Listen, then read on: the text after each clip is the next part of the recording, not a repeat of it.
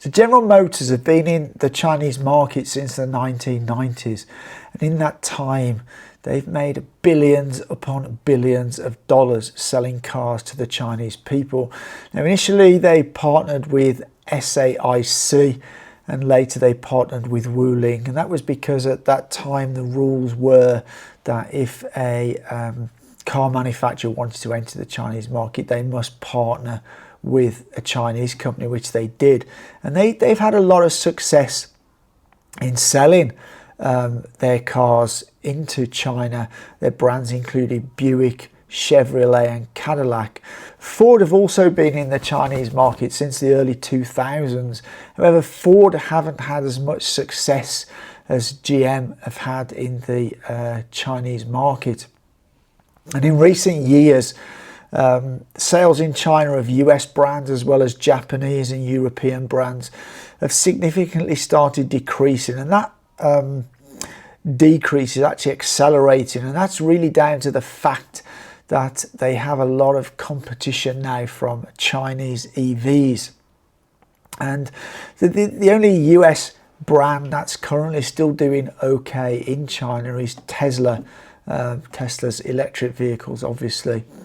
And you know, basically legacy automakers just didn't move fast enough into EV, and they're now years behind Chinese competitors, and Chinese EV sales are now seeing significant growth in overseas markets as well, especially Russia, Southeast Asia, and they're starting to grow in the Middle East.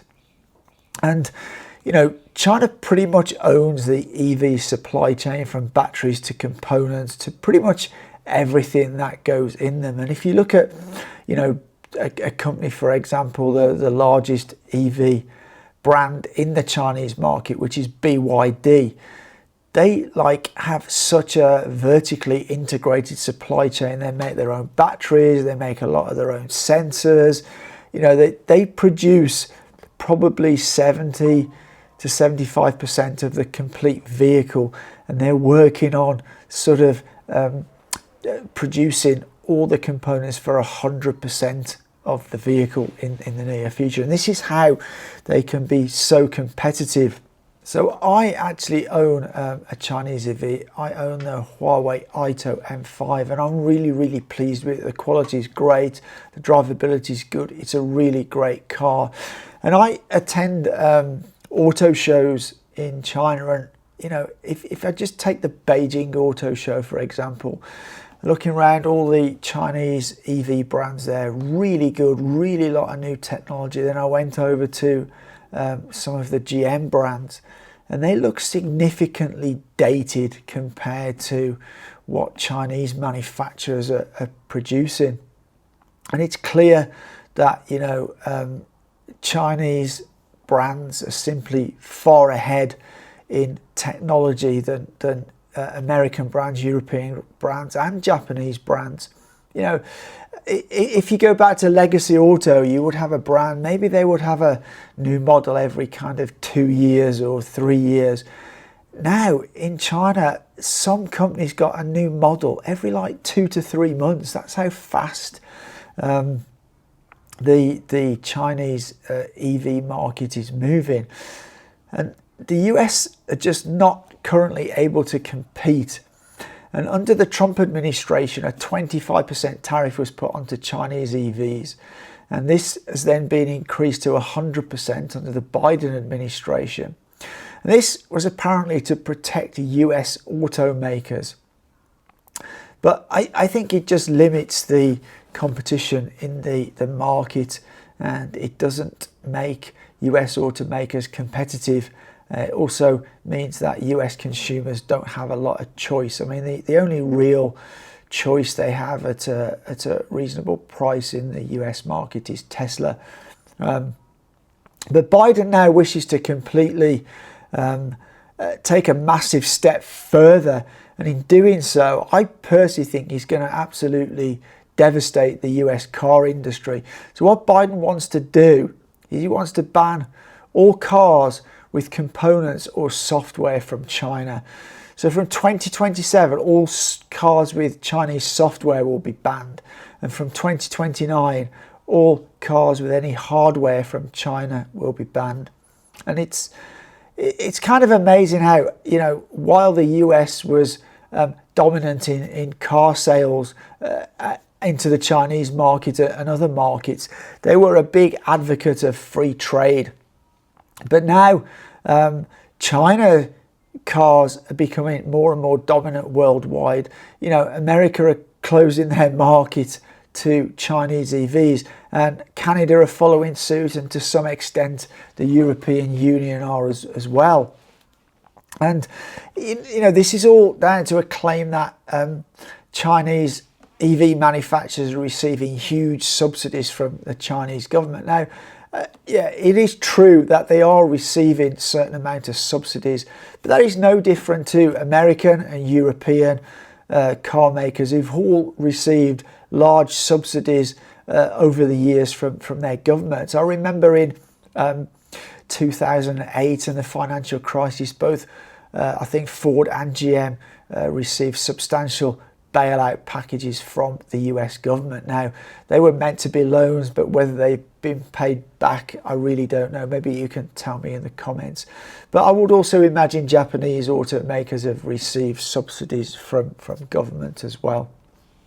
Now, the thing is, if this hardware and software subsidy goes ahead, it's going to mean huge implications for the market, because it's not only going to be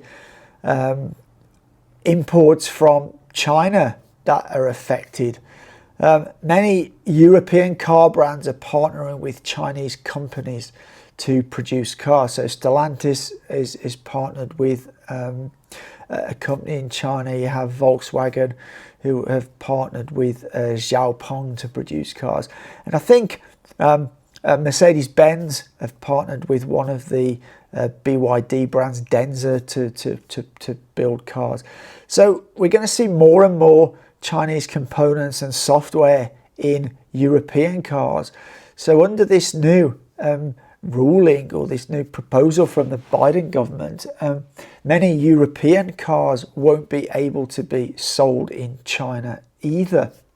From what I understand, US car makers are not happy about this potential ruling, because they just realise that to be competitive in the market, they will need Chinese components. I mean, pretty much, you know, recently Ford were going to enter a joint venture with CATL. CATL is China's biggest and most advanced battery manufacturer. They supply batteries to pretty much most of the EV industry, including big names like Porsche, Tesla, you know, Mercedes-Benz, BMW, Zeekr, all these kind of brands.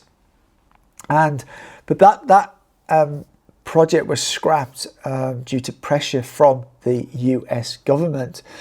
So in effect, these US manufacturers realize that they're not going to be able to make cars to compete with the Chinese EV brands at all. And they've both GM and Ford have said it's going to take them a long time to get Chinese components out of the supply chain and develop their own.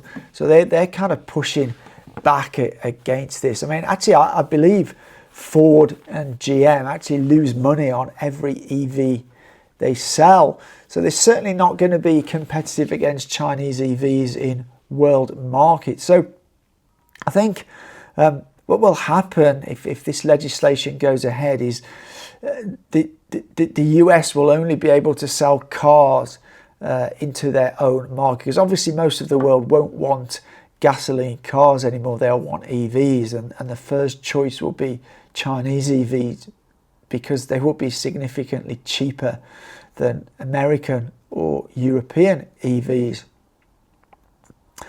And actually this will also mean that US citizens will have much less choice and will have to pay more.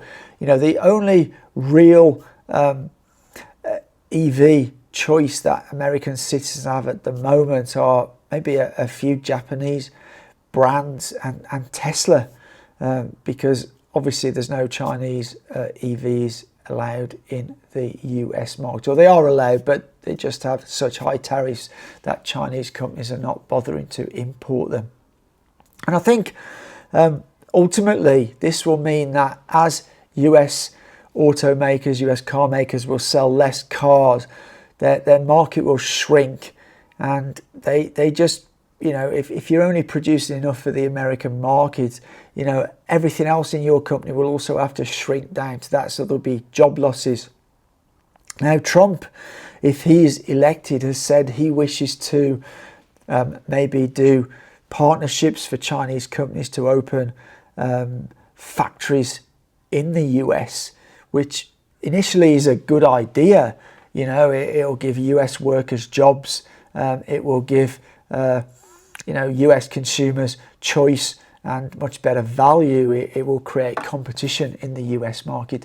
However, I think the problem here is that will Chinese companies be willing to invest billions of dollars into factories in the US if they think that once Trump's term has finished, after the 5-year period, will the political, you know, attitude change towards those factories? Will American companies try to force the sale of those companies, just like they are doing with TikTok, or will, you know, will they, you know, want to withdraw from those joint ventures? So that's a big risk for Chinese companies to take, and are they willing to take that risk? Anyway, that's sort of my take on what I think. I think it's a very, very stupid move from the US. I think the US would be far better embracing China's technology, working with China to develop factories and markets together. It would benefit US companies, it would benefit US workers. Let me know what you think in the comments below. But as always, from Taiyuan here in China, for now, take care.